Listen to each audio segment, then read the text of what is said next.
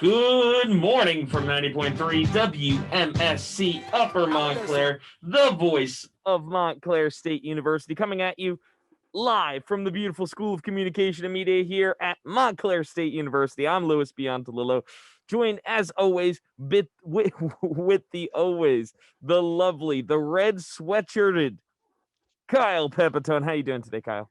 I'm doing pretty good. How are you? I'm living it up. I'm having a good day. Very, That's very good good to day. hear. How about yourself? Still a little too early to tell, but it's been fine so far. Oh, we got to get pumped, Kyle. We got some good stories today. Oh, I'm ready. Let's get going with the show. But as always, we, of course, have the lovely, the beautiful, the great-haired, even at 8:04 a.m. That's in the morning. That's what AM stands for. We got Matt. How you doing, Matt? I'm good. How are you? I'm living life. You want to give us a little bit of sports update? Yeah, of course. So over the weekend, Montclair State's men's basketball team swept both Saturday and Sunday against Rutgers Newark. Montclair's swimming team for both the men and the women also swept the virtual meet against Ramapo and William Patterson over the weekend. I'm pretty sure it's safe to say that the Red Hawks were soaring this weekend. In the NFL, we do have some news. Despite the big game taking place a few weeks ago, and we're just in the beginning of a 5-month offseason, former cornerback and punt returner, Hall of Famer, primetime Deion Sanders. And did I mention that he played baseball too? Well, this guy did it all, and now he is the head coach for the Jackson State football team. And he got his first win of his career in blowout fashion, 53-0. But may I say that isn't the biggest headline? During the victory, several of Sanders' personal items were stolen out of his office, including his phone and his wallet, but were luckily later retrieved after a coworker caught the suspect in the act. Crazy start to Primetime's coaching career. Patrick Mahomes, superstar quarterback for the Kansas City Chiefs, and his fiancee, Brittany Matthews, announced the birth of their first child. Sterling Sky Mahomes was born on February 20th. Mahomes talked about how one of his goals for the offseason was to become a better, even though I haven't become one yet, as a fan of him. The MLB season is another day closer as we are just 6 days away from the start of spring training. And in the NBA, Knicks coach Tom Thibodeau made his first appearance against the team that fired him and got the win 103-99. The Nets also played last night against the LA Clippers, a star-studded match of Kyrie and Harden, because KD is still out, against Kawhi and PG. It was a great game that came down to the wire that ended with Brooklyn on top 108-104. And today in sports history in 1980, the Miracle on Ice occurred as the United States hockey team beat the heavily favored Soviet Union 4-3 at Lake Placid as one of the biggest upsets in Olympic history, and as the U.S. went on to win the gold. Send it back to you guys. Awesome. I do have to say, I'm a little offended that I didn't hear anything about 1 week till baseball, like none of that stuff. Matt, what's going on here? Say it again. We got 1 week until baseball. I'm excited. Oh my gosh, I'm so excited. Listen, if I heard your sportscast, I would have said you weren't excited about it, and I was offended. Well, all right. So here's my point of view. I'm a Mets fan, right? I'm pretty sure you're a Mets fan too. Yeah, it's a shame. Every year, it's disappointment. And although, like, we got Francisco Lindor, we got all of these pieces this offseason, and like we look so good. But then again, we've we been say here this before. every year. Yeah, we've been here before. We always say this is the year. I think this year might be different, and I probably said that last year. Wow, hold on. This is recorded and live on Facebook. I'm just letting you know. So we're gonna pull out these tapes back in the fall, and we're gonna see what happens. The Mets will make the playoffs, and they'll be close to the World Series. I don't know if they'll make it. Wow. I will specifically clip this section and save it as a separate video. Yes, Okay. Absolutely. I I hope so. I'm not with you though. Now, if we're looking a little bit at news with our newscast today, legal experts are warning that New York Governor. Oh, sorry. Legal experts are warning that New York Governor Andrew Cuomo allegedly undercounted the nursing home deaths amid the COVID-19 pandemic that may rise to the level of a criminal offense. Cuomo has found himself at the center of a federal investigation into whether his administration sought to hide the true toll of the pandemic. This is according to the New York Post.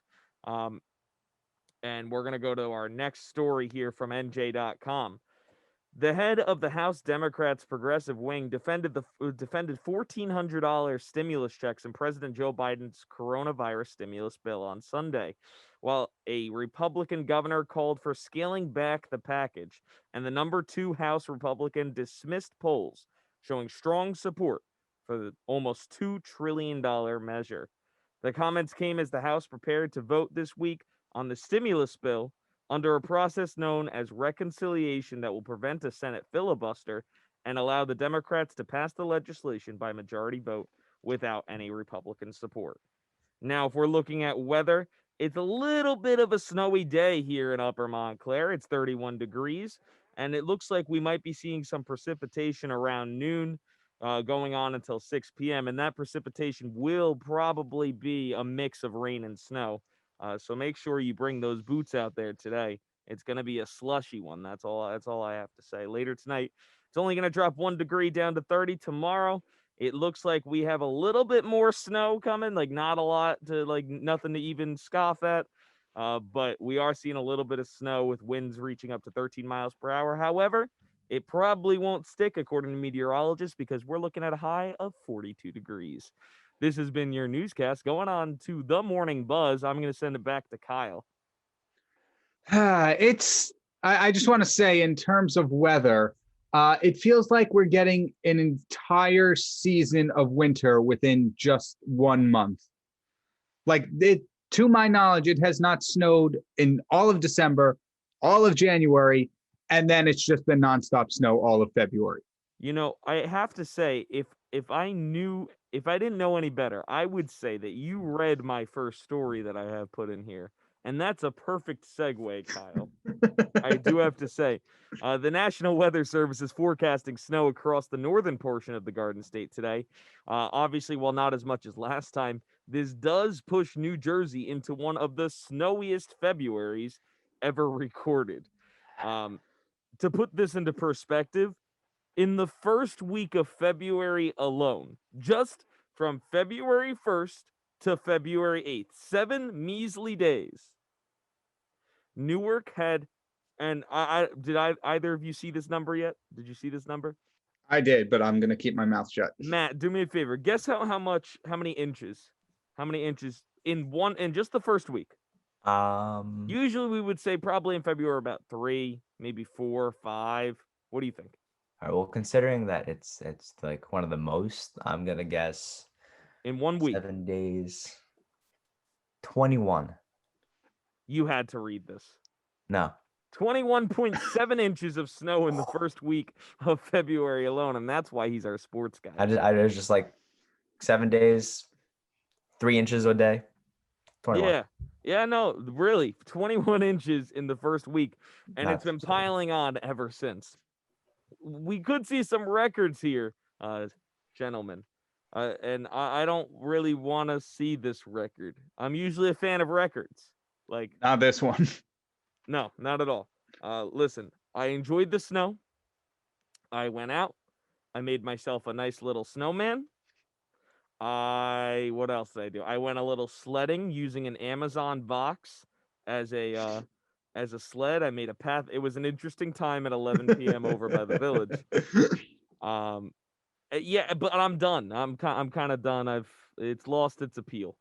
Oh yeah, I've been shoveling for weeks on end now. It's That's one benefit of living on campus. I can't say I've really picked up a shovel at all. However, I will say my shoes have picked up a lot of salt on the ground, and my room in my apartment just has salt all over the carpet. And can I get it out at all? The answer to that is no. For me, the snow is like, I took a picture, I took some nice pictures, and I'm like, all right, springtime. Yeah, right. Listen, I saw. I went to a store the other day, and I saw that there were bathing suits, literal bathing suits on the rack, and like I mentioned it to the what?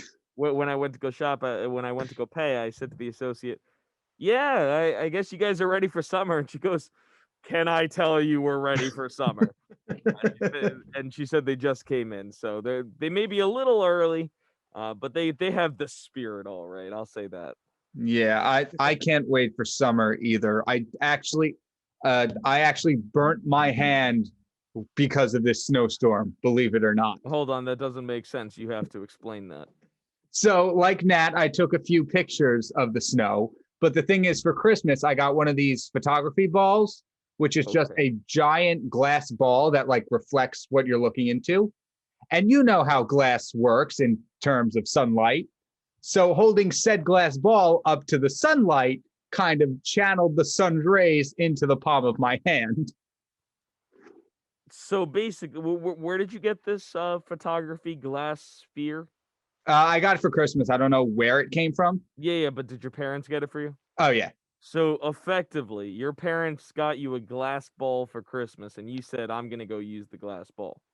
yeah, And then after that, you got burned. slightly, but still yes. I've never heard of that. That's a cool thing, though. Like I could see how that would help pictures if there was no sun. Yeah. You okay? Show your hand to the camera. Oh yeah, it's totally fine. It was a Oh, little bit of. Initially, I thought like the glass orb broke and I got a shard of glass in my hand, but then I thought it through. I'm like, wait a minute, that's how science works. that's how science works, is the story of the day. And speaking of science, I believe that there is a pandemic going on. Kyle, do you want to bring us to our next story? Yes, I do. In a more morbid case, last week we talked about how the numbers of new coronavirus cases was spreading at a much lower rate than it has usually been. But unfortunately, the US coronavirus death toll approaches close to 500,000 people.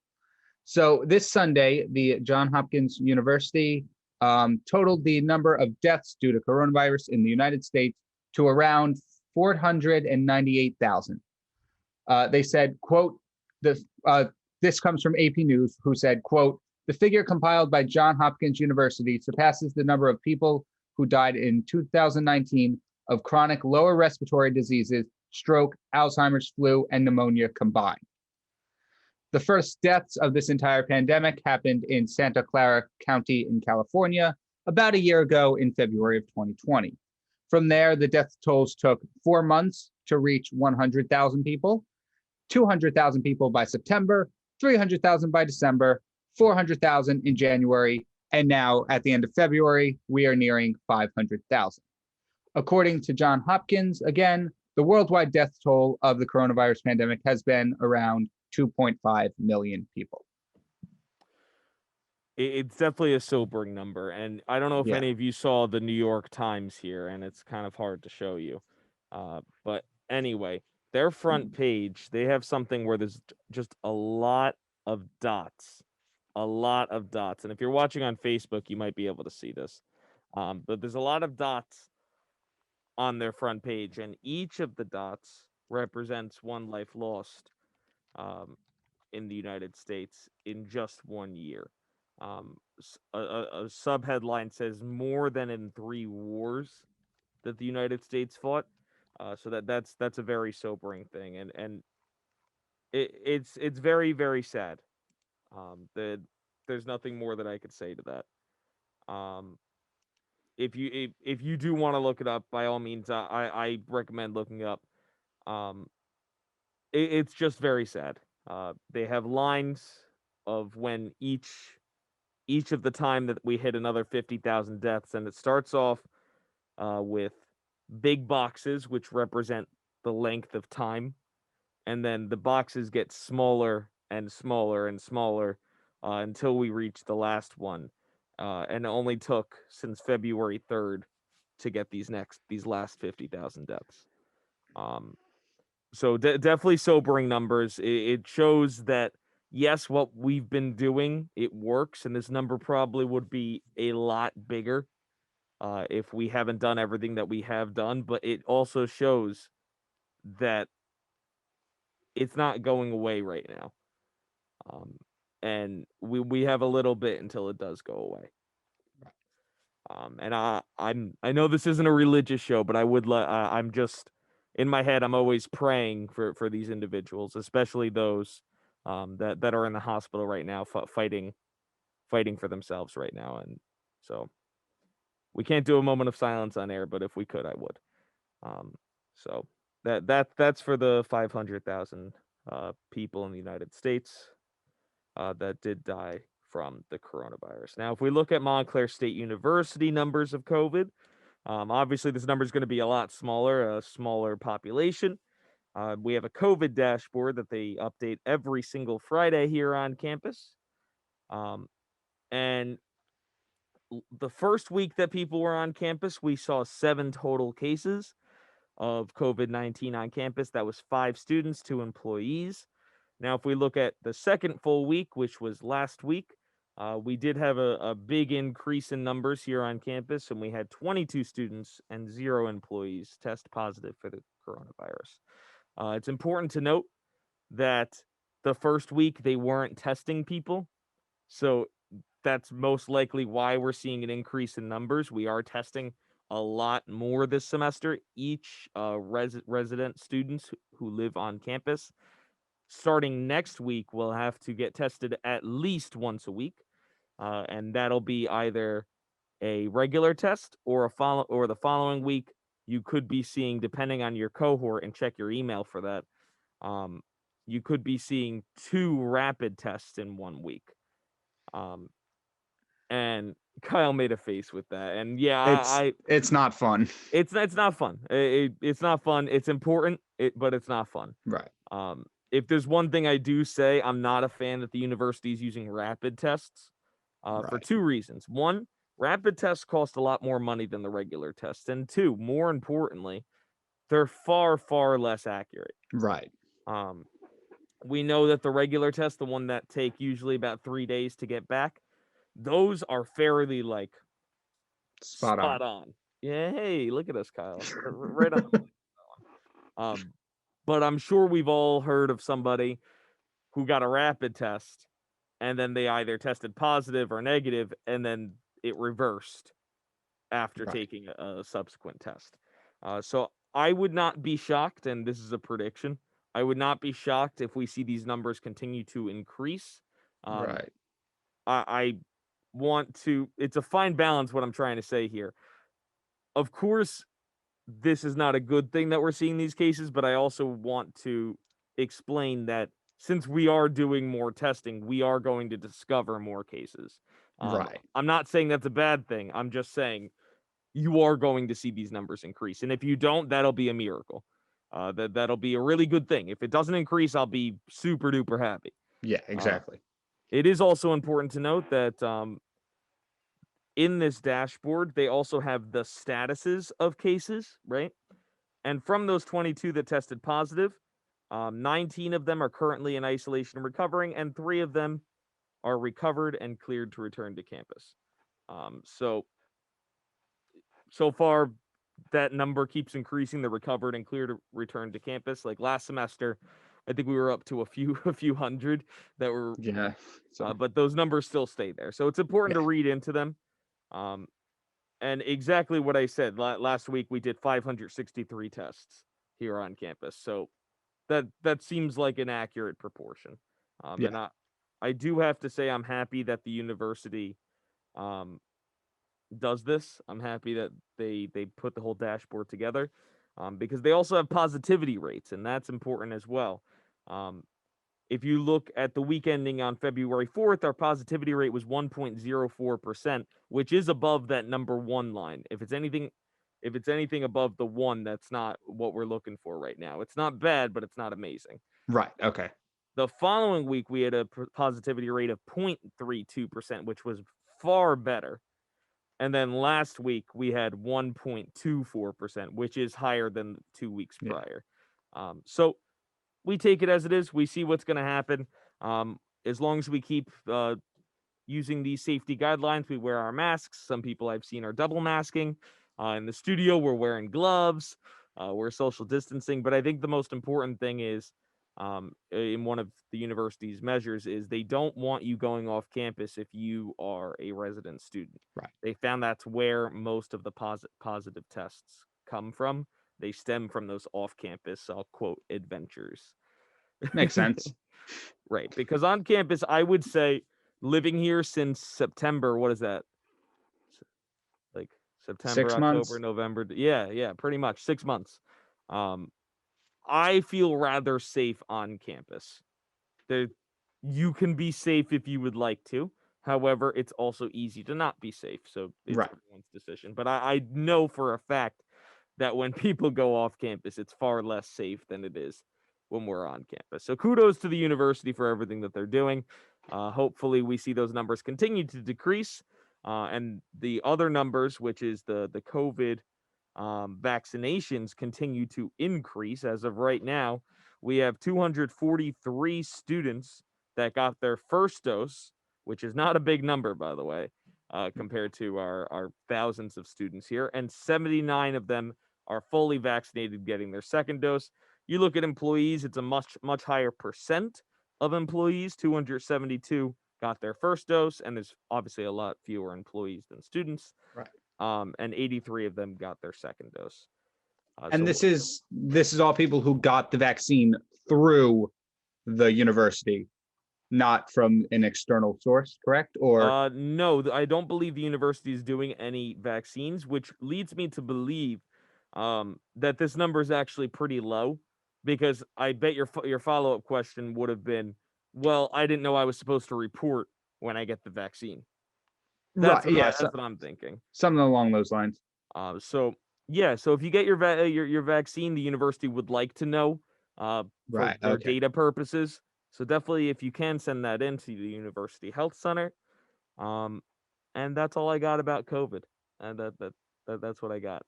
How does that sound? Pretty good.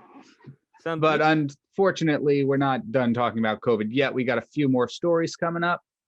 So, Yeah, we absolutely do. Well, COVID's the name of the game these days, right? that is true. Want to take us to our next one? Yep. So, recently from NPR.org, from the White House, China and the WHO need to step up on investigation into the origin of the pandemic. Jacob Jeremiah Sullivan, Joe Biden's national security advisor, and his administration have expressed concern over the information that China has shared with the World Health Organization, or the WHO, regarding the start of the COVID-19 virus. Jacob is quoted with, "We need a credible, open, transparent international investigation led by the World Health Organization," end quote. Sullivan and the rest of his team said that both China and the WHO need to initiate a more thorough investigation, as they are suspicious that China has not provided sufficient data about the nation and eventually worldwide spread of this virus. Although the WHO's first investigation revealed the virus most likely did not originate from a Wuhan lab, the working theory of transmission from animals to humans needs to be looked into further. So basically, Joe Biden's National Security Administration feels that China is not providing us with sufficient data about where this virus started. They are claiming that it came from animals to human transmission, but as we saw, they are saying that might not be the full truth and needs to be investigated into further. So Yeah, you see, I'm not a scientist. However, there's one thing that I can say: the more information that everyone has seems to be the better. Right. The more information, the more we investigate into anything, the closer we get to the actual truth, whatever that truth may be. Whether you believe China is telling the full truth or not, I don't see why anybody would be opposed into further investigation. Right. If there's one thing, I think the United States has to be careful right now, and not poke the bear, so to speak. We are closer to confrontation with China than we've been Right. in a long time, and especially due to former President Donald Trump's rhetoric sometimes about China. And I would say that's definitely not something we want to be getting ourselves into right now. So it's a fine line to walk. I want the information. Also, let's not poke China with a stick. True. So I don't know. I really don't know. You don't know where anything comes from these days. That's true. And we've known for at least a year that this information changes on the daily. Yeah. COVID information keeps changing. We've heard Dr. Fauci even mention, and we could talk about this a little bit more later, um, that it's possible that we may only need one dose of the vaccine instead Right. of the originally intended two. Again, that's a thought. It's a hypothesis. It's not been fully tested through. However, if it is true, that's great news to hear. Yeah. Because then So what you're saying is instead of 2 shots, people only need 1? if the science goes through, Right. yes, that Dr. Fauci suggesting that might be the case. But what I'm saying here is this information is constantly changing because science is still catching up. Right. I believe in science, I really do. But this came on very fast. So obviously science needs that time to get itself up to speed because they're people too. Scientists are people too. Yeah. And while yes, this is probably the most important thing that these scientists are working on right now, um, it's still going to take them a little bit. And so, also, I have to say, of this investigation, I think it's more important to find out right now if the vaccines, if we only need one vaccine or two vaccines, than this. I think this can come later. And if we do find out that China is doing some type of wrongdoing, leaving out information or something, we could speak about that when we're out of this. Um, I kind of want to get out of it first. That's true. You I get, can see what you're saying. you get what I'm I saying? still I'm kind of on the same boat with you, but I do agree that this investigation is very important and probably, uh, dare I say it, probably something that should have happened a lot earlier. Okay, so you think this should have happened like a while back? I think an investigation into once this got worldwide, I think that's when a thorough investigation should have started because we need to know what happened. And I think if we knew where it came from, and how it originated, we would have more information today about how to deal with it. I feel like if we have an investigation on a thorough investigation on the origins now, it could potentially lead to more information that could have been a lot more helpful months back. Yeah, no, that makes sense. If we investigated earlier, we might have that information right now. Yeah, But exactly. so We I might have guess had a vaccine slightly sooner, even though a year to make it was actually pretty good timing. yeah, honestly, it was a work of incredible science. Because it didn't even take them the amount of time that most people believe it took them to make it. To Right. make it, it took them like 2 to 3 months. Like they had this thing down. They just had to do a lot of testing before they gave it to Right, the exactly. general population, which of course makes sense. Yeah. Um, And you look at like the influenza vaccine, that took 4 years to make. right. It obviously done with a lot less urgency. It took a lot longer of a period of time. Right. With this, I have to say I'm impressed with all of the governments and even celebrities. Like you even look at Dolly Parton, who's been donating money into this world organization to ensure that we Right. did have this vaccine. Um, I just hope that when push comes to shove, enough people do get this vaccine. And this is a Right. hope. I do hope that people do get the vaccine when push comes to shove, because then this is all in vain. Everything we're talking about means absolutely nothing if people don't actually get this vaccine. I know that there are some health concerns that people want to see the long-term effects, but I'm hoping that there's enough people that feel confident in the science that we can get back to. And I hate the phrase. I really hate the phrase, but I'm gonna say it: the new normal. Right. That's where we are. What'd you want to say, Matt? I did say I want to say, do you guys remember when there was the rumors that it started from somebody eating bat soup? Yes, that was definitely a rumor that was started at the beginning, and that rumor did not go away soon. That was a long-standing rumor. Yeah. I first heard that rumor, wow, over a year ago now. I remember where I was. I was A little actually in this TBT for building. you. I was in this building. I was sitting in the news lab downstairs, and I was in my class, and we were talking about the coronavirus like this distant thing that's never gonna affect us. We were watching the TV screens, and somebody said, "I heard that," and I'm not gonna repeat it because I don't want people to think that it's true. But it took several months for me to understand that that was not true because nobody was talking about it besides just rumors. Like everybody was talking Yeah. about it, but nobody knew.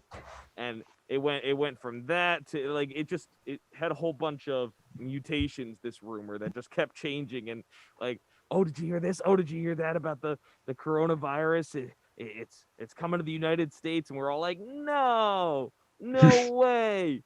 And then rumors started and things changed and then we went home.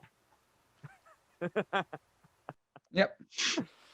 So that's where we are. Anyone else have anything to say on the matter? Seeing none, we are going to go to break. We will be back on the Morning Buzz here on 90.3 WMSC Upper Montclair, the voice of Montclair State with the Morning Buzz.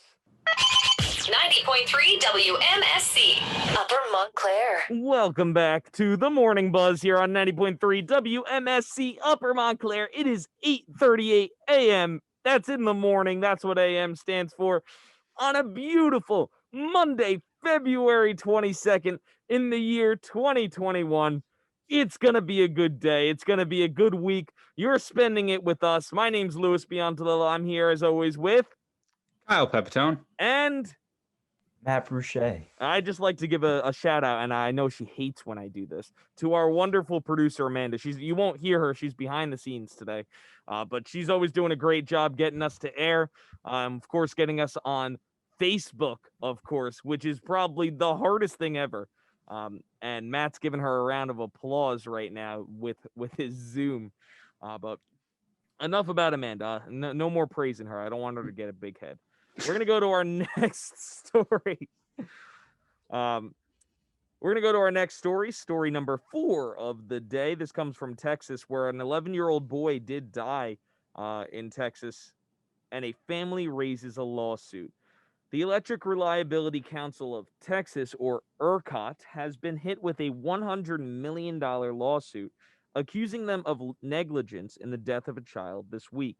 From ABC News, over 4 million people were affected in the Lone Star State, with some losing power, water, heat, and internet for several days. Congressperson Ted Cruz actually went to Cancun during it, which did spark a little bit of controversy. We'll bring that up in a little bit. But before we do, it's important to note that Texas is different than most of the country. Texas's power grid is one of the only in the nation that is almost completely privatized. And that means it's without government regulation. And critics say that without that government regulation, this type of crisis that we've been seeing from this snowstorm will happen more often, with climate change occurring at the same time.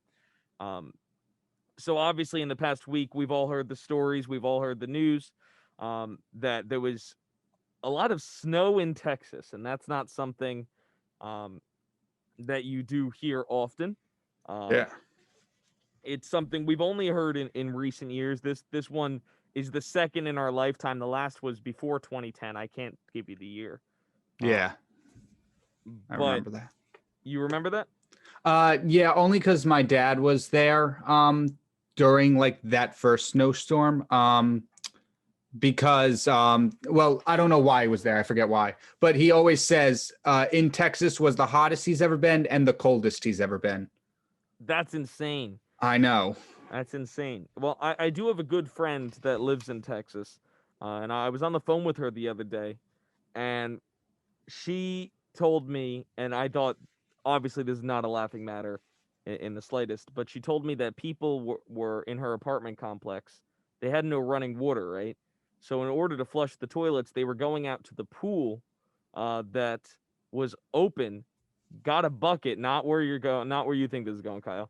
Got Okay. a bucket, scooped up some water from the pool, and put it into the toilet so that the toilet would properly function. Oh, okay. I see. So because in the middle of the snowstorm, they weren't expecting this. In Texas, their pools most of the time stay open year round. Right. Anyway, that's a fun story with that. But really, with this lawsuit, $100 million due to negligence that this family is saying against the power companies. Unfortunately, Christian Pineda, who was the child, his mother found his body in their freezing mobile home because they didn't have any heat.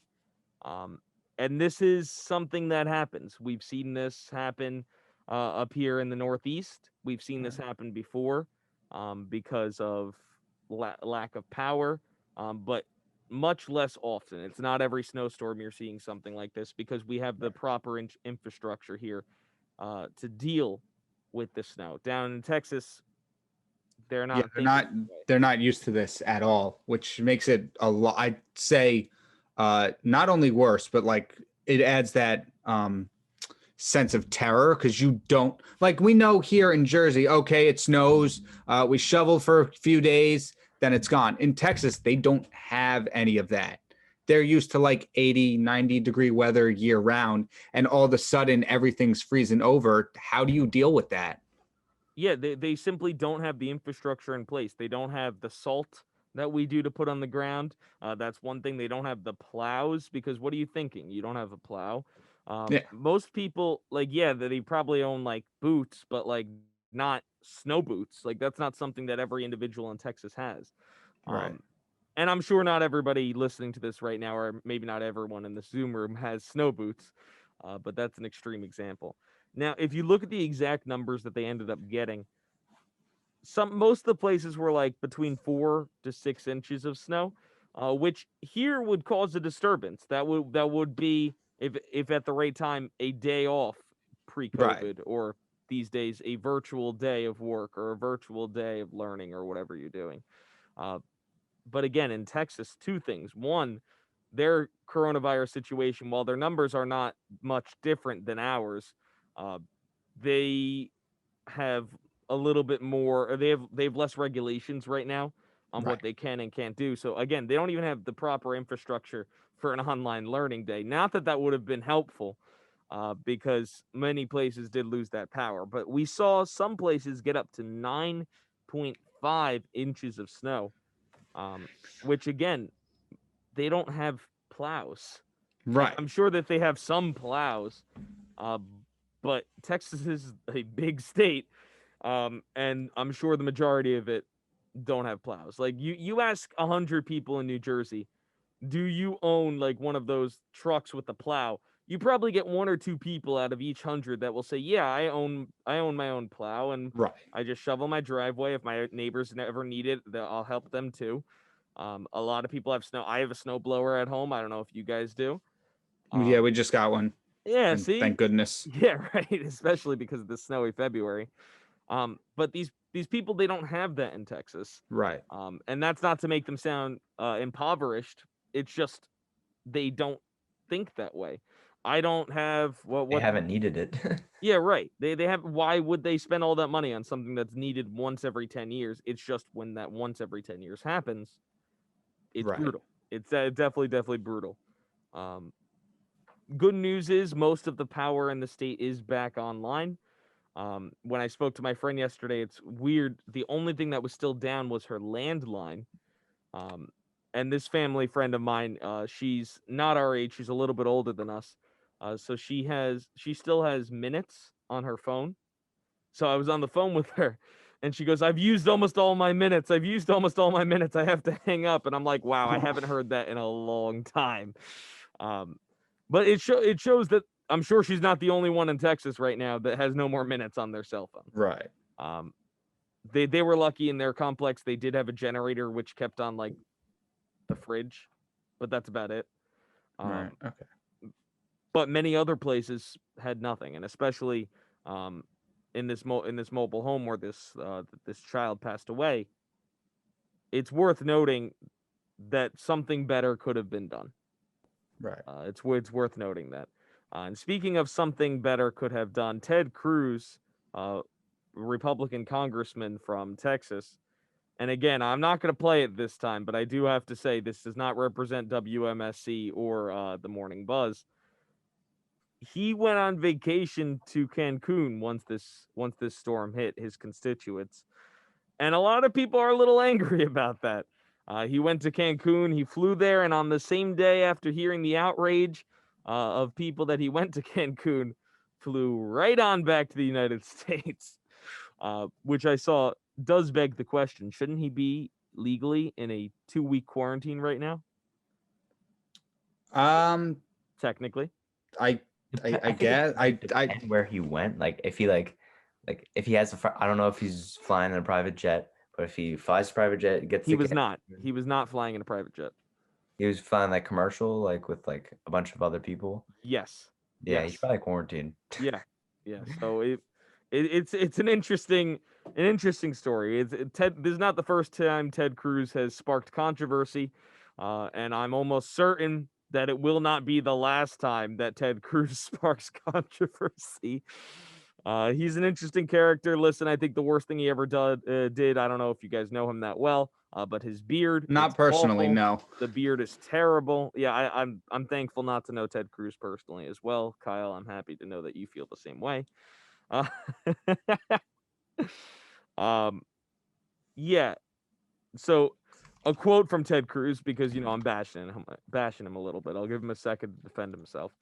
Um, his quote said when he spoke to reporters after he flew back was, "I started having second thoughts about the moment I sat down on the plane, because on the one hand, all of us who are parents have a responsibility to take care of our kids, take care of our family. That's something Texans have been doing across the state. Um, However, at the same time, he also says he felt conflicted because his constituents were really struggling here, and it kind of looks like he was just fleeing in a lot of people's eyes. And I would say that's not far off from the truth. Um, I don't see any other reason if I'm the congressperson of in Texas right now, I'm not leaving Texas right now. Obviously, there's nothing I can do like to help the situation entirely. Um, in that moment. In the future, what he can do is make sure that Texas has some infrastructure in place to make sure this doesn't happen in the future. But at the bare minimum, during it, I think it's a little crazy that he just left. I will admit that it was kind of weird, but at the same time, in the current moment, is there anything he could have done that would have helped out? Because it is the middle of a storm. It's not like it's some government sanctioned thing that just say, okay, we turn off the snow now.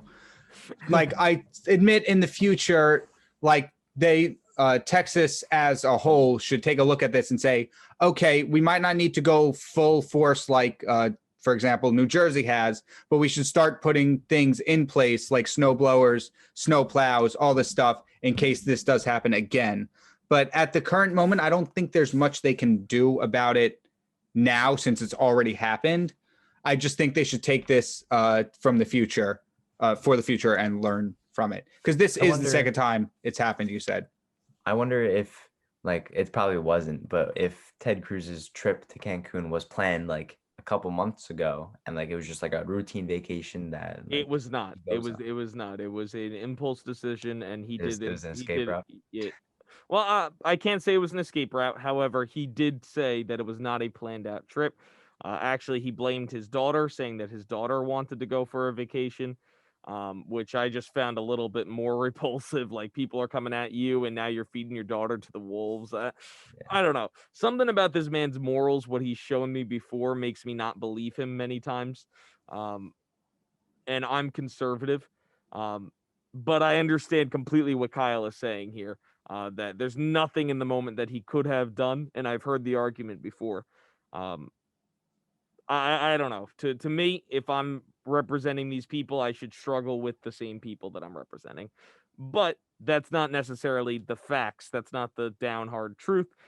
There's definitely other ways to look at it as well.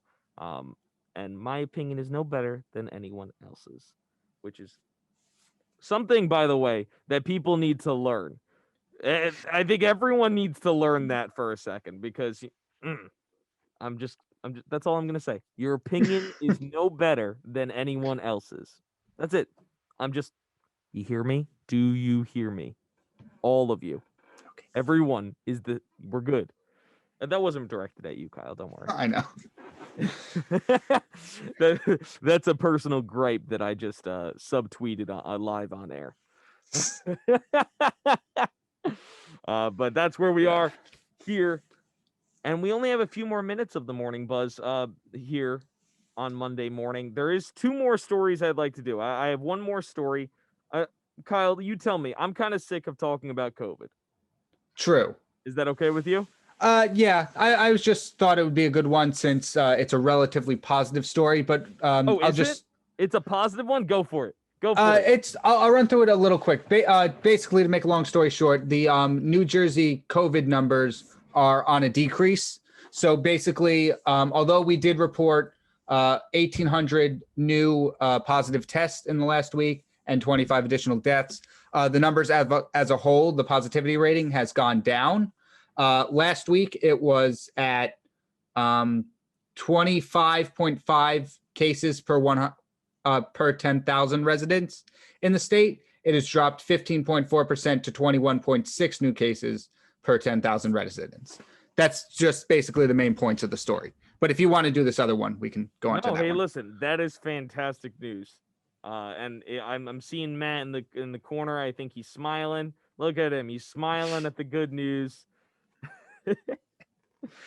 Yeah, you see, here's the problem. I'm the news director of the station. Good news. I'm all about that bad news. No, I'm just kidding. I'm just joking. In this case, I'm very happy to hear that. Thank you, Kyle. And we've also administered 1.6 million doses of the COVID vaccine. Yeah, we have. Let's get a hype train going. Woo-hoo-hoo-hoo-hoo. Hold on. I'm sorry. Well, actually, no, you don't have to edit this out. I don't think we are. You're good. Ready? We got everyone. Can I have a round of applause? It kind of cut out. It might have cut out on Zoom, but it sounded good through this. All right, that's good to know. So we had that round of applause. Good job, everyone. But that doesn't mean to stop. Keep doing what you're doing. You're doing a great job. I promise. Keep it up. Anyone else feeling that little bit of the pandemic fatigue that people were mentioning? Definitely. Yeah, since like April. Since April. Yeah, it's definitely starting to hit. I think the winter months, I've seen a lot of people get a little bit more down than where they were. Like in April, at least, like the sun was coming out. You could go outside. Yeah, I just remember like in like spring, like in the middle of this, I remember just like keep my distance from people, but also being able to like go play basketball. And then it was like every morning waking up and I was like looking at the news. It's like 2 weeks to slow the curve. I was like, all right, let's do it. Let's do it.